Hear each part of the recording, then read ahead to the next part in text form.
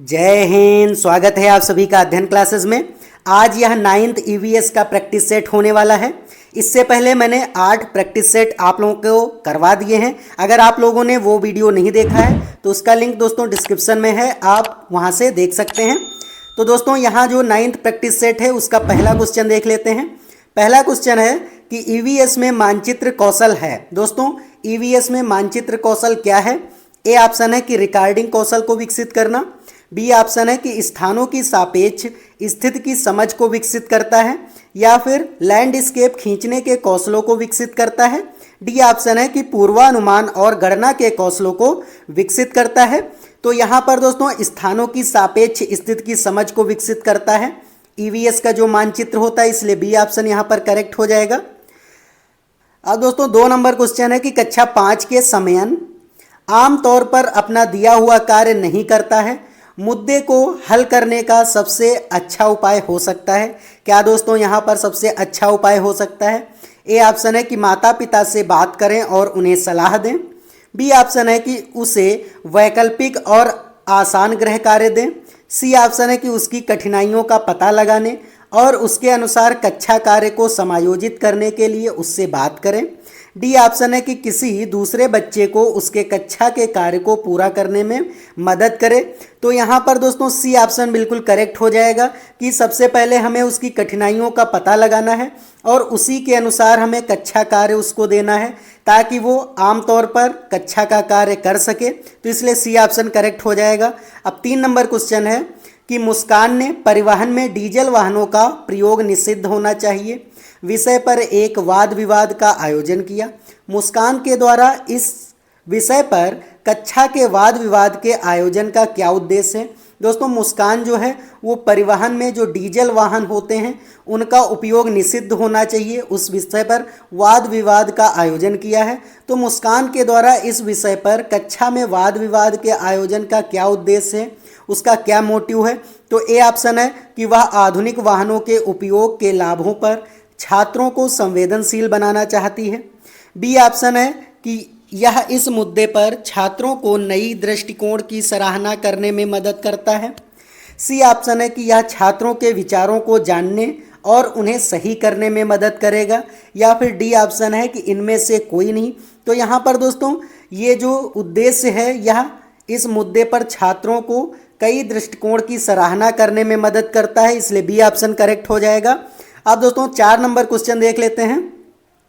4 number question है कि कुछ हजार साल पहले भारत में तालाबों के निर्माण के अलबरूनी के अवलोकन के आधार पर कक्षा 5 के ईवीएस के एक पाठ्य पुस्तक में एक अनुच्छेद है।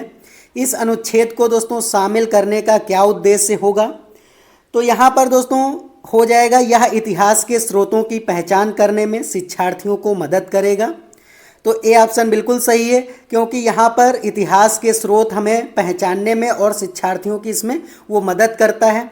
तो ए ऑप्शन करेक्ट हो जाएगा। बी ऑप्शन है कि यह शिक्षार्थियों को उनके अवलोकनों की रिकॉर्डिंग में सुधार करने में मदद करेगा। दोस्तों रिकॉर्डिंग जैसे कोई भी सुविधा नहीं है, इसलिए बी ऑप्शन गलत हो जाएगा। सी देख लेते हैं कि यह शिक्षार्थियों को कुछ हजार साल पहले भारत में मौजूद तकनीक की सराहना करने में मदद करता है। बिल्कुल सही है, क्योंकि जो पहले भारत में हो चुका है उस तकनीक के बच्चे यहाँ पर जानेंगे और उनकी सराहना कर रहा है, तो यहाँ पर सी ऑप्शन करेक्ट हो जाएगा। डी ऑप्शन है कि यह शिक्षार्थियों को इतिहास में साक्ष्य की भूमिका की सराहना करने में मदद करता है। तो डी ऑप्शन भी करेक्ट हो जाएगा। तो यहाँ से ए, सी और डी, मतलब डी ऑप्शन यहाँ पर करेक्ट है। अब 5 नंबर क्वेश्चन देख लेते हैं। 5 नंबर क्वेश्चन है कि ईवीएस की एकीकृत प्रकृति सहायक है। दोस्तों यहाँ पर ईवीएस की जो एकीकृत प्रकृति है वो किसमें सहायक है? ए ऑप्शन है कि शिक्षार्थी केंद्रित उपागम का पालन करने और संकल्पनाओं की आर्थिक संख्या का परिचय देने में। बी ऑप्शन है कि दी गई सूचनाओं को विवरण से सीखने में। सी ऑप्शन है कि पाठ्यचर्या के भार को कम करने और विशिष्ट उपकरणों को पेश करने में। डी ऑप्शन है कि पाठ्यचर्या के भार को कम करने और शिक्षार्थियों को सार्थकतापूर्वक सीखने में। तो यहाँ पर दोस्तों इसका डी ही ऑप्शन करेक्ट होगा कि पाठ्यचर्या के भाग को कम करने और शिक्षार्थियों को सार्थकतापूर्वक सीखने में ईवीएस की जो एकीकृत प्रकृति है वो सहायक होती है, इसलिए डी ऑप्शन करेक्ट हो जाएगा। अब 6 नंबर क्वेश्चन है कि निम्नलिखित में से क्या ईवीएस में आकलन का एक व्यापक संकेतक नहीं है। यहाँ पर नहीं हमें बताना है कि समानता के प्रति सरोकार, बी ऑप्शन है कि अवधारणा मानचित्र, सी ऑप्शन है सहयोग और डी ऑप्शन है न्याय के प्रति सरोकार। तो यहाँ पर दोस्तों अवधारणा मानचित्र हो जाएगा। यही दोस्तों व्यापक संकेतक नहीं है ईवीएस में आकलन का, इसलिए बी ऑप्शन करेक्ट हो जाएगा। अब 7 नंबर क्वेश्चन है कि पर्यावरण अध्ययन में प्रश्न करने को एक युक्त के रूप में प्रयोग किया जाता है। दोस्तों पर्यावरण में जब अध्ययन में क्या है, प्रश्न करने को एक युक्ति के रूप में प्रयोग किया जाता है। तो यहाँ पर ए ऑप्शन है कि नियमों के पालन को बढ़ावा देने के लिए, बी है कक्षा कक्ष में जिज्ञासा को बढ़ाने के लिए, सी ऑप्शन है कि अनुशासन को बनाए रखने के लिए और डी ऑप्शन है कि ध्यान खींचने के लिए। तो यहाँ पर दोस्तों जो 7 नंबर क्वेश्चन है इसका बी ऑप्शन करेक्ट हो जाएगा कि जो कक्षा कक्ष में है वो उसकी जिज्ञासा बच्चों की बढ़ाने के लिए ये सारी चीज़ें की जाती हैं। तो यहाँ पर बी ऑप्शन करेक्ट हो जाएगा। अब 8 नंबर क्वेश्चन देख लेते हैं। 8 नंबर क्वेश्चन है कि अपनी कक्षा में 50 से अधिक छात्रों के साथ वाणी उन्हें एक ऐसी गतिविधि से जोड़ना चाहती है जिसमें सीखने को बढ़ाने के लिए अधिकतम संख्या में इंद्रियां शामिल हों। निम्न में से कौन सा क्रियाकलाप उपरोक्त कार्य के लिए ठीक होगा। तो यहाँ पर दोस्तों क्या है कि एक कक्षा में 50 से अधिक छात्र हैं, वहाँ पर वाणी जो है वो एक गतिविधि से जोड़ना चाहती बच्चों को जिसमें सीखने को बढ़ावा मिलता है बच्चों को। यहाँ पर अधिकतम इंद्रियों को शामिल करने में कौन सा क्रियाकलाप सबसे ज़्यादा यहाँ पर सही होगा। तो ए ऑप्शन है कि उचित एवी साधन के लिए स्मार्ट कक्षा का प्रयोग करना, बी ऑप्शन है कि नज़दीक के स्थान के लिए क्षेत्र भ्रमण का आयोजन करना, सी ऑप्शन है कि कौशलों के प्रदर्शन के लिए समुदाय से संदर्भ व्यक्तियों को आमंत्रित करना, या डी ऑप्शन हो जाएगा समूह चर्चा को प्रोत्साहित करना। तो यहाँ पर दोस्तों जो नज़दीक के स्थान हैं वहाँ पर क्षेत्र भ्रमण का आयोजन करना सबसे अच्छा यहाँ पर विकल्प है, क्योंकि यहाँ पर इंद्रियों को शामिल करना है। तो अगर आप बच्चों को जब क्षेत्र भ्रमण के लिए ले जाएंगे तो वो सबसे ज़्यादा इंद्रियों का प्रयोग करेंगे, क्योंकि देखेंगे भी, सुनेंगे भी और महसूस भी वहाँ पर करेंगे। इसलिए बी ऑप्शन यहाँ पर करेक्ट हो जाएगा। अब 9 नंबर क्वेश्चन है कि इकरा अपने शिक्षार्थियों को ईवीएस में समाचार पत्रों और पत्रिकाओं को पढ़ने के लिए क्यों प्रोत्साहित करती है। दोस्तों जो इकरा है वो अपने शिक्षार्थियों को ईवीएस समाचार पत्रों में और पत्रिकाओं को पढ़ने के लिए क्यों प्रोत्साहित करती है। तो ए ऑप्शन है कि यह शिक्षार्थियों को स्वतंत्र बनाने में सहायता करते हैं, बी ऑप्शन है कि यह शिक्षार्थियों को प्रतिस्पर्धी बनाते हैं, सी ऑप्शन है कि यह मनोरंजन संसाधन उपलब्ध कराते हैं, या डी हो जाएगा यह शिक्षार्थियों को उनके अपने संसार से जुड़ने में सहायता करते हैं। तो यहाँ पर दोस्तों डी ऑप्शन ही करेक्ट होगा कि जब वो समाचार पत्र पढ़ेंगे तो वहाँ पर वो अपने आसपास की चीज़ों के बारे में जानेंगे और उनका अवलोकन करेंगे। तो यहाँ से संसार से जुड़ने में सहायता करते हैं, इसलिए डी ऑप्शन करेक्ट हो जाएगा। अब 10 नंबर क्वेश्चन है कि नीचे दिए गए कौन से राज्य में तोरंग का अर्थ जंगल होता है। दोस्तों यहाँ पर कौन से राज्य में जंगल को तोरंग बोला जाता है। तो यहाँ पर दोस्तों आपको याद रखना है कि जो झारखंड है वहाँ पर दोस्तों जंगल को तोरंग बोला जाता है, इसलिए बी ऑप्शन करेक्ट हो जाएगा। अब 11 नंबर दोस्तों क्वेश्चन है कि आपका घर एक्स पर स्थित है।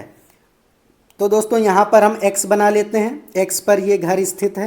अब दोस्तों दूसरा कलर ले लेते हैं कि आपका विद्यालय वाई पर स्थित है। तो कहीं वाई होगा दोस्तों, वहाँ पर स्थित है। यदि आपका विद्यालय ठीक सामने है परंतु बीच में व्यस्त राजमार्ग होने के कारण आप सीधे नहीं जा सकते, अतः पहले आप ठीक दक्षिण में 125 मीटर दूर चलते हैं। दोस्तों आप दक्षिण में नीचे की तरफ जाएंगे तो 125 मीटर यहाँ पर आपने चला है। फिर ठीक पूर्व में 100 मीटर, तो दोस्तों पूर्व इस साइड में होता है हमारे दाहिने साइड, तो यहाँ पर 100 मीटर हम गए हैं दाहिने की तरफ। अब दोस्तों तीसरा क्या कह रहा, और अंत में आप ठीक उत्तर की तरफ 125 मीटर फिर से चलते हैं। तो ठीक उत्तर की तरफ हमें 125 मीटर फिर से चल दिए। अब दोस्तों कह रहा है कि वाई यहाँ पर पहुँचा है, वाई पर अपने विद्यालय पहुँचते हैं। तो यहाँ पर आप पहुँच आए हैं वाई पर विद्यालय पहुँचने के सापेक्ष एक्स पर आपका घर कहाँ स्थित है। दोस्तों वाई से आपको एक्स पे बताना है कहाँ पर आपका घर है। तो दोस्तों ये डिस्टेंस कितनी हो जाएगी, ये भी 100 मीटर होगी, क्योंकि नीचे यहाँ पर 100 मीटर था, तो यहाँ भी दोस्तों 100 मीटर हो जाएगा। इसलिए 100 मीटर ठीक पश्चिम। अब आप किधर की तरफ आ रहे हैं, इधर की तरफ आ रहे हैं, तो पश्चिम, क्योंकि क्या होता है, ये पूर्व होता है दोस्तों, ये पश्चिम होता है, ऊपर उत्तर होता है और नीचे क्या होता है, दक्षिण होता है। तो आप पश्चिम की तरफ जा रहे हैं, तो 100 मीटर पश्चिम, मतलब ए ऑप्शन यहाँ पर करेक्ट हो जाएगा। उम्मीद है दोस्तों आपको ये क्वेश्चन समझ में आया होगा। और दोस्तों अगर आपको ये वीडियो अच्छा लग रहा है तो वीडियो को लाइक कर दीजिए, और अगर आप चैनल पर नए हैं तो इसको सब्सक्राइब जरूर कर दीजिए, क्योंकि यहाँ पर सीटेट की मैं पूरी तैयारी करा रहा हूँ आप लोगों की। चलिए 12 नंबर क्वेश्चन देख लेते हैं। 12 नंबर क्वेश्चन है कि आज हम मिर्ची के बिना भोजन की कल्पना भी नहीं कर सकते, क्योंकि दोस्तों हमारे वहाँ जब खाना बनता है, अब हर सब्जी में दोस्तों मिर्ची पड़ती है। तो इसे व्यापारी हमारे देश में कहाँ से लाए थे, क्योंकि दोस्तों ये मिर्ची जो है ये हमारे भारत की नहीं है, ये कहीं व्यापारी लेकर के आए थे दूसरे देश से। तो दोस्तों यहाँ पर जो ये मिर्ची है ये दोस्तों दक्षिणी अमेरिका से आई है, तो ए ऑप्शन यहाँ पर करेक्ट हो जाएगा। दोस्तों जो अगला वीडियो आने वाला है वो मैं कहाँ से कौन सी चीज़ें आई हैं भारत में, उसी पर मैं यहाँ पर वीडियो लेकर के आ रहा हूँ ईवीएस का। तो दोस्तों आप चैनल को सब्सक्राइब जरूर कर लीजिए, क्योंकि इस तरीके के क्वेश्चन भी आपके सीटेट में पूछे जाते हैं कि मिर्च कहाँ से आई है, आलू कहाँ से आया है, या फिर दोस्तों काली मिर्च कहाँ से आई। इस तरीके से बहुत सारे क्वेश्चंस पूछे जाते हैं आपके सीटेट एग्ज़ाम में। तो मैं इन्हीं का दोस्तों पूरा एक वीडियो 10 से 15 मिनट का लेकर के आ जाऊँगा, जहाँ से आप पूरा मैं वहाँ पर कवर कर दूंगा। आपके जितने भी सीटेट के एग्ज़ाम में पूछे जाते हैं इनसे क्वेश्चंस, वो सभी मैं वहाँ पर थ्योरी पोर्शन में कवर कर दूंगा। चलिए दोस्तों अब 13 नंबर क्वेश्चन देख लेते हैं कि कोई लड़का नागरकोइल से मडगांव जाने के लिए 4 जून 2020 को किसी रेलगाड़ी में सवार हुआ। वो दोस्तों किस दिन सवार हुआ, तो 4 जून को वो सवार होता है।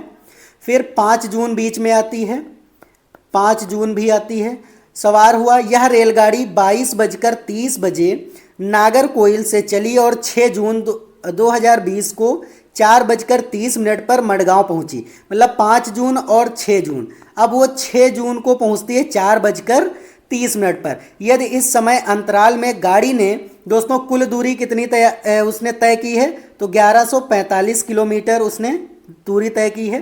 तो यहाँ पर औसत चाल हमें बताना है। दोस्तों जो औसत चाल होता है वो कुल दूरी बटे कुल समय होता है। तो कुल दूरी तो हमें यहाँ से पता है, लेकिन कुल समय हमें नहीं पता है।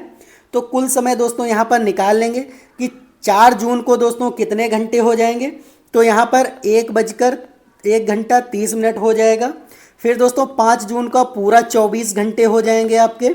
फिर दोस्तों यहाँ पर 6 जून को जो होगा वो 4 घंटे 30 मिनट हो जाएगा, 4 घंटे 30 मिनट। जब इसको आप ऐड करेंगे तो 24 एक 25, 25 और 4 29 और 1 30 दोस्तों हो जाएगा। तो टोटल कितने घंटे हो जाएंगे, 30 घंटे हो जाएंगे। अब दोस्तों एवरेज आपको निकालना है स्पीड, तो यहाँ पर एवरेज स्पीड निकाल देते हैं। कुल दूरी बटे क्या हो जाएगा, कुल समय मतलब 30 घंटा। जब इसको आप सॉल्व करेंगे तो यहाँ पर दोस्तों 38.5 ये आ जाएगा। कितना आएगा, 38.5। यहाँ पर मैं डायरेक्ट लिख देता हूँ। आप दोस्तों आप ज़रूर सॉल्व करिए, क्योंकि यहाँ पर कैलकुलेशन होती है। तो यहाँ पर दोस्तों 38.5 हो जाएगा। तो डी ऑप्शन यहाँ पर करेक्ट हो जाएगा। अब चलिए देखते हैं 14 नंबर क्वेश्चन। नीचे दिया गया कौन सा कथन मधुमक्खियाँ और छत्तों के विषय में दोस्तों सही नहीं है। यहाँ पर आपको ये याद रखना है कि कौन सा यहाँ पर ऑप्शन सही नहीं है, वही आपको टिक करना है। तो छत्ते में बहुत सारी काम करने वाली मधुमक्खियाँ होती है, बिल्कुल सही है, तो इसलिए गलत हो जाएगा। बी ऑप्शन है कि छत्ते में केवल कुछ नर मक्खियाँ होती हैं, बिल्कुल सही है, ये भी गलत हो जाएगा। सी ऑप्शन है कि प्रत्येक छत्तों में एक रानी मधुमक्खी होती है जो अंडे देती है, बिल्कुल सही, ये भी गलत हो जाएगा। इसलिए डी ऑप्शन ही बचा है, तो ये करेक्ट हो जाएगा, क्योंकि ये गलत है। क्योंकि इसमें कहा गया है कि नर मक्खियों को छत्ते के लिए अत्यंत महत्वपूर्ण होते हैं, बिल्कुल नहीं, क्योंकि ये केवल श्रमिक मक्खियाँ होती हैं, नर मक्खियाँ कुछ नहीं करती हैं। वहाँ पर 2 प्रकार की मक्खियाँ होती हैं, एक श्रमिक मक्खियाँ होती हैं जो कि दोस्तों वहाँ पर शहद वगैरह लाती हैं, और एक होती नर मक्खियाँ जो कि पड़े पड़े उसी में खाया करती हैं। तो इनका कोई अत्यंत महत्वपूर्ण नहीं होती हैं, इसलिए डी ऑप्शन यहाँ पर करेक्ट हो जाएगा। अब दोस्तों 15 नंबर क्वेश्चन देख लेते हैं कि हमारे देश का संविधान निम्नलिखित में से किसके नेतृत्व में बनाया गया था। पहला ऑप्शन है कि डॉक्टर भीमराव बाबा साहब अम्बेडकर, दूसरा है सर्वपल्ली राधाकृष्णन, एम के गांधी या फिर सरदार वल्लभ भाई पटेल। एम के गांधी मतलब मोहनदास करमचंद गांधी, जो महात्मा गांधी के नाम से हैं। तो यहाँ पर दोस्तों ए ऑप्शन करेक्ट हो जाएगा। किसके नेतृत्व में बनाया गया था? तो डॉक्टर भीमराव अंबेडकर के नेतृत्व में बनाया गया था, इसलिए ए ऑप्शन करेक्ट हो जाएगा। 16 नंबर क्वेश्चन है कि पौधों के लिए किए जाने वाले नीचे दिए गए कार्यों पर आपको विचार करना है। तो यहाँ पर दोस्तों पौधे को सहारा देना, क्या सही होगा? बिल्कुल सही है दोस्तों। ह्यूमस प्रदान करना, नहीं दोस्तों। पौधे के लिए किए जाने वाले दोस्तों कार्य हैं, तो ह्यूमस कोई ज़रूरी नहीं है। सी ऑप्शन है कि भोजन संचित या भंडारण करना, बिल्कुल सही है। और दोस्तों पानी और खनिजों को अवशोषित करना, ये भी सही है। तो पौधे के यही 3 काम होते हैं, इसलिए ए, सी और डी मतलब बी ऑप्शन यहाँ पर करेक्ट हो जाएगा। अब 17 नंबर क्वेश्चन है कि निम्नलिखित में से कौन सा एक भारत का संघ शासित प्रदेश दोस्तों यहाँ पर नहीं है, पूछा है। तो यहाँ पर मणिपुर, चंडीगढ़, लद्दाख और जम्मू कश्मीर। तो दोस्तों मणिपुर नहीं है संघ शासित प्रदेश, तो यहाँ पर ए ऑप्शन करेक्ट हो जाएगा। अब दोस्तों 18 नंबर क्वेश्चन है कि निम्नलिखित में से कौन से कच्चे तेल मतलब पेट्रोलियम के उत्पादक हैं।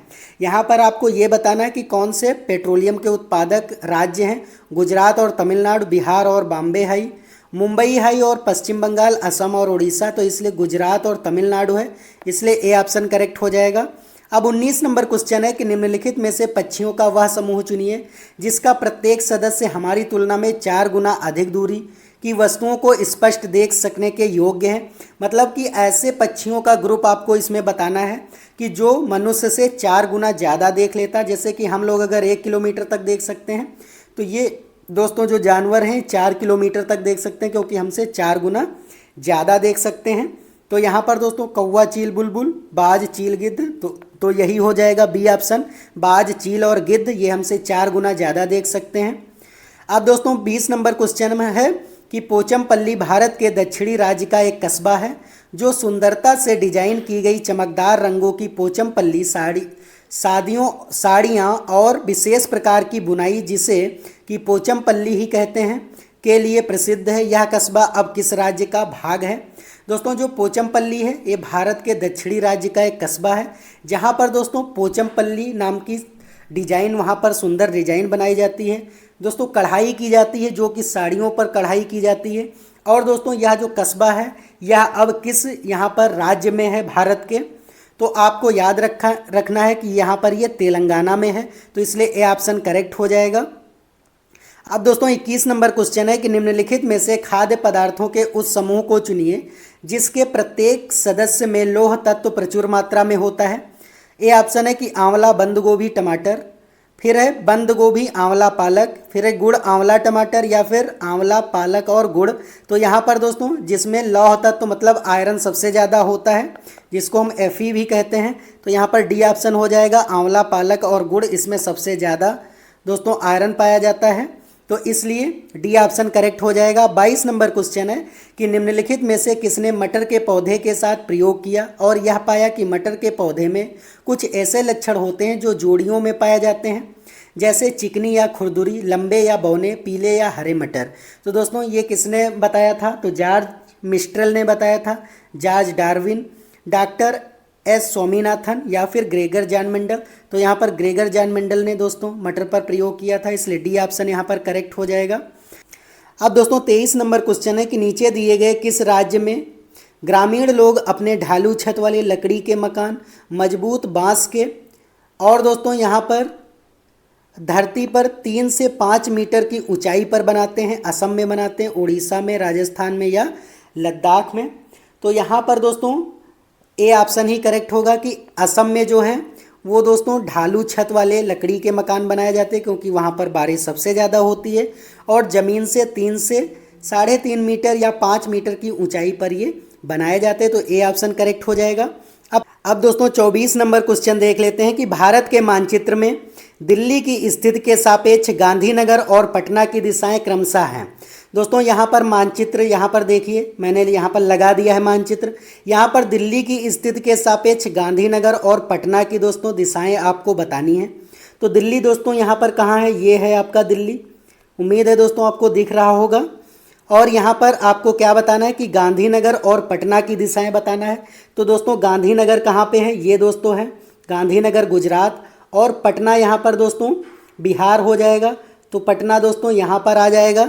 तो दोस्तों जो 24 नंबर क्वेश्चन है यहाँ पर, इसका दोस्तों यहाँ पर क्या हो जाएगा, दक्षिण पश्चिम और दक्षिण पूर्व, क्योंकि यहाँ पर आप देख लीजिए ये दक्षिण पश्चिम हो जाएगा और यहाँ पर ये दक्षिण पूर्व हो जाएगा, इसलिए डी ऑप्शन करेक्ट हो जाएगा।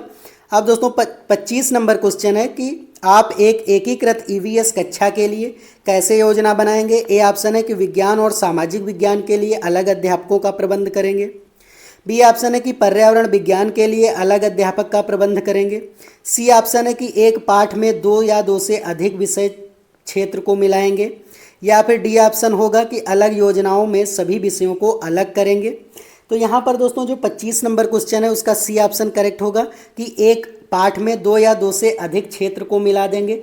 जैसे कि अभी इंटीग्रेटेड ईवीएस चल रहा है दोस्तों, जो ईवीएस है वो इंटीग्रेटेड है, जैसे कि उसमें आपको मैथ के साथ साथ ईवीएस भी पढ़ानी होती है। जैसे अगर आप ईवीएस पढ़ा रहे हैं तो आप वहाँ पर अगर वाटर थीम पढ़ा रहे हैं तो वाटर क्या हो सकता है, 5 लीटर वाटर हो सकता है, 5 लीटर मिल्क हो सकता है। तो यहाँ पर दोस्तों जो 5 लीटर है ये मैथ का पोर्शन आ जाता है बच्चों में, इसलिए इंटीग्रेटेड मैथ हो जाएगी, तो सी ऑप्शन करेक्ट हो जाएगा। ये दोस्तों बहुत इंपॉर्टेंट क्वेश्चन है। तो इसी तरीके के दोस्तों आपके सीटेट में क्वेश्चंस आते हैं। अगर आप प्रीवियस ईयर करके जाएंगे तो आपको वहाँ आसानी रहेगी और आप आसानी से वहाँ ऑप्शंस को एलिमिनेट कर पाएंगे और आप वहाँ पर सही ऑप्शन करेक्ट कर पाएंगे। तो चलिए अब दोस्तों देख लेते हैं 26 नंबर क्वेश्चन कि निम्नलिखित में से कौन सा एनसीएफ 2005 के अनुसार ईवीएस पाठ्यक्रम में सुझाए गए 6 विषयों में से एक है। पहला है चीज़ें जो हम बनाते और करते हैं, बिल्कुल सही है, ये दोस्तों एक थीम है। और दोस्तों सभी गलत हो जाएंगे, तो यहाँ पर ए ऑप्शन करेक्ट हो जाएगा। 27 नंबर क्वेश्चन है कि उपाख्यान अभिलेख में क्या नहीं दर्ज करना चाहिए। यहाँ पर दोस्तों जो उपाख्यान अभिलेख है उसमें क्या नहीं दर्ज करना चाहिए दोस्तों, मुख्य रूप से समस्याग्रस्त स्थितियों की पहचान करना, ये भी दोस्तों नहीं करना चाहिए। और बी है निर्णय लेने वाले कथनों को लिखना, ये भी नहीं करना चाहिए, तो इसलिए ए और बी हो जाएगा। तो यहाँ पर सी ऑप्शन करेक्ट हो जाएगा। अब 28 नंबर क्वेश्चन है कि स्मिता अपने शिक्षार्थियों को कार्य से संबंधित लैंगिक विषमता और रूढ़वादी छवियों के प्रति संवेदनशील करना चाहती है। स्मिता को निम्नलिखित में से अपनी कक्षा में क्या करना चाहिए। ए ऑप्शन है कि केवल लड़कों से प्रतिदिन कक्षा को साफ करने को कहें। बी ऑप्शन है कि एक छात्र की मां को कक्षा में आमंत्रित करें जो ऑटो चालक हैं, बिल्कुल सही दोस्तों। यहाँ पर अगर आप रूढ़वादिता को हटा रहे हैं या उससे संवेदनशील करना चाह रहे हैं बच्चों को, तो यहाँ पर इस तरीके के आपको प्रयोग करने पड़ेंगे कि एक छात्र की मां को लेकर के आना है जो कि ऑटो चालक है। यहाँ पर हम लोगों के समाज में क्या यहाँ पर रूढ़वादिता है, क्या सोच है कि जो महिलाएं हैं वो घर में रहेंगी और पुरुष जो है वो बाहर ऑटो का काम या फिर बाहर का काम करेंगे। लेकिन जब यहाँ आप क्लास में उसकी माँ को लेकर के आएंगी जो कि ऑटो चालक हैं, तो वहाँ पर बच्चों की थिंकिंग बदलेगी और वहाँ पर रूढ़वादिता में संवेदनशील हो जाएगा, इसलिए बी ऑप्शन यहाँ पर सबसे अच्छा करेक्ट हो जाएगा। अब दोस्तों 29 नंबर क्वेश्चन देख लेते हैं कि पुनीत ने अपनी कक्षा 5 के शिक्षार्थियों को मानव शरीर की एक रूपरेखा दी और उन्हें भोजन विषय पढ़ाने से पहले पाचन तंत्र को बनाने को कहा। पुनीत क्या दोस्तों यहाँ पर करना चाहता है? अच्छे ड्राइंग कौशल वाले शिक्षार्थियों की पहचान करना चाहता है? नहीं दोस्तों, ऐसा नहीं होगा। फिर है कि पाचन प्रक्रिया पर शिक्षार्थियों का मूल्यांकन करना, ये भी नहीं होगा। सी ऑप्शन है कि परीक्षण करना कि शिक्षार्थी नामांकित आरेख बना सकते हैं, ऐसा भी नहीं। पाचन से संबंधित शिक्षार्थियों के विचार को प्रकट करना, बिल्कुल सही है, क्योंकि वहाँ पर जब वो पाचन के बारे में पूछेगा तो बच्चे अपने कुछ ना कुछ थिंकिंग वहाँ पर विचार प्रस्तुत करेंगे, इसलिए डी ऑप्शन यहाँ पर करेक्ट हो जाएगा। अब 30 नंबर क्वेश्चन और लास्ट क्वेश्चन दोस्तों इस प्रैक्टिस सेट का है कि निम्नलिखित में से क्या रचनात्मक आकलन से संबंध में सही नहीं है। यहाँ पर रचनात्मक आकलन क्या सही नहीं है कि उसको छात्रों की प्रगति की निगरानी करनी है। बी ऑप्शन है कि बच्चों के सीखने की कोई भी जानकारी रचनात्मक आकलन में मदद कर सकती है। सी ऑप्शन है कि रिपोर्ट कार्ड में प्रत्येक तिमाही में उसकी सूचना दी जानी चाहिए। डी ऑप्शन है कि अधिगम को सुदृढ़ करने के लिए या अध्यापक को समय पर कार्रवाई करने में मदद करता है। तो दोस्तों यहाँ पर सी ऑप्शन करेक्ट होगा कि रिपोर्ट कार्ड के प्रत्येक तिमाही में उसकी सूचना दी जानी चाहिए। तो यहाँ पर दोस्तों जो रचनात्मक आकलन है उसमें रिपोर्ट कार्ड नहीं आता, इसलिए सी ऑप्शन ही करेक्ट हो जाएगा। तो दोस्तों ये कुछ 30 क्वेश्चंस थे। उम्मीद है आपको ये क्वेश्चंस समझ में आए होंगे, आपको ये प्रैक्टिस सेट अच्छा लगा होगा। तो दोस्तों अगर आपको ये वीडियो अच्छा लगा है तो वीडियो को लाइक कर दीजिए, और नए हैं चैनल पर तो इसको सब्सक्राइब कर दीजिए, क्योंकि यहाँ पर मैं पूरी आपकी सीटेट की प्रिपरेशन करा रहा हूँ। अगर आपको कोई भी चीज़ समझ में नहीं आ रही है तो आप कमेंट में पूछिए, मैं वहाँ पर दोस्तों उसका समाधान करने की कोशिश करूँगा। और दोस्तों कौन सा आप चाहते हैं कि मैं प्रैक्टिस सेट लेकर के आऊँ, तो कमेंट जो दोस्तों ज़रूर करिएगा, जिससे कि मुझे ये हेल्प मिलेगी कि मैं कौन सा आपको प्रैक्टिस सेट अच्छे से करवाऊँ आगे, ताकि उसमें सीटेट में आपकी हेल्प हो सके। तो दोस्तों आज के लिए इतना ही, अब मिलते हैं नेक्स्ट वीडियो में, तब तक के लिए जय हिंद जय भारत।